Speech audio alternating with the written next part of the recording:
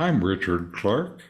I record these talks every day as a way to deepen my inquiry. Listen each day and deepen your own practice.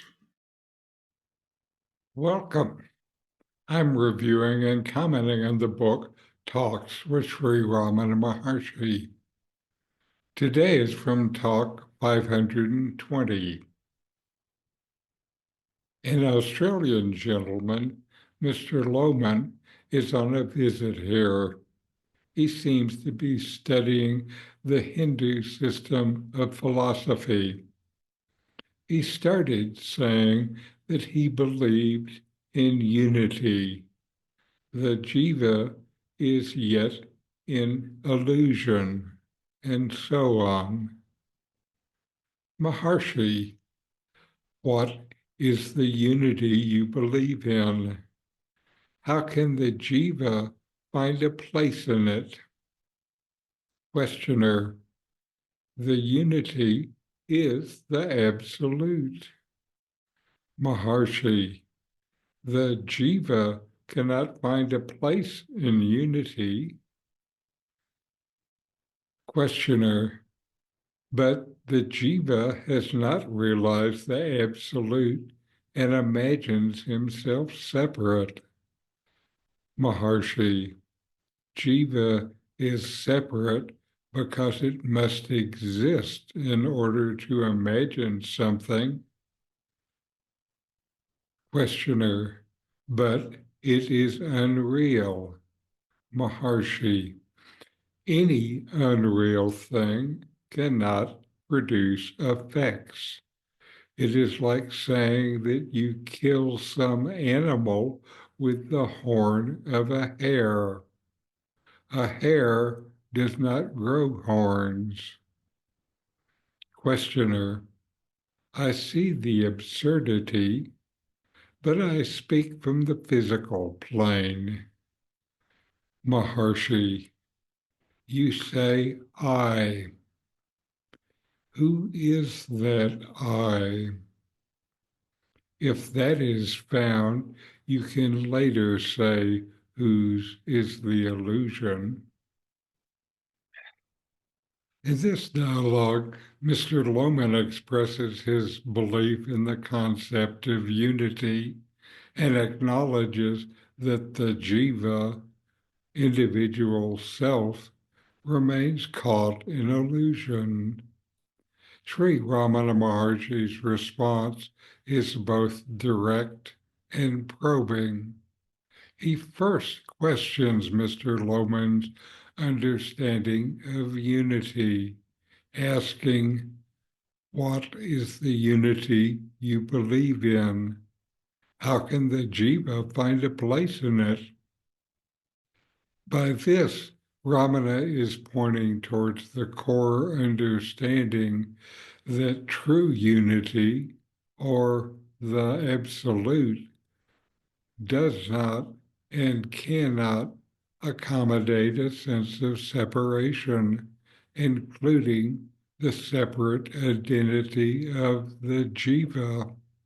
How can unity have a separate part?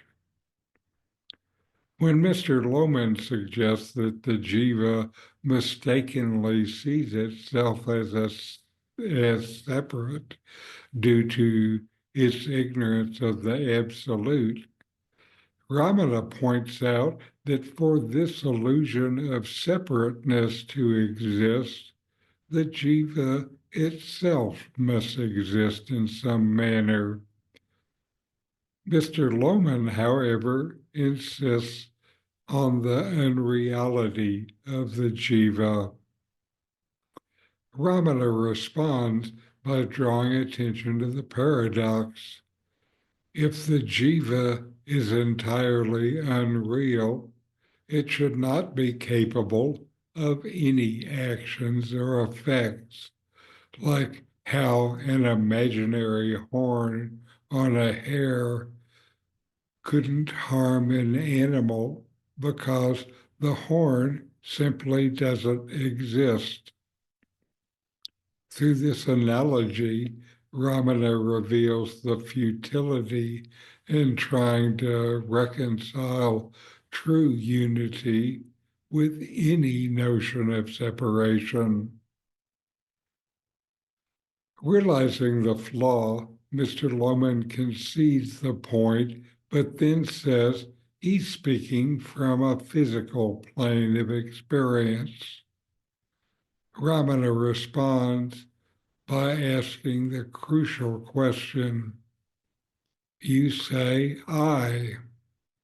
Who is that I?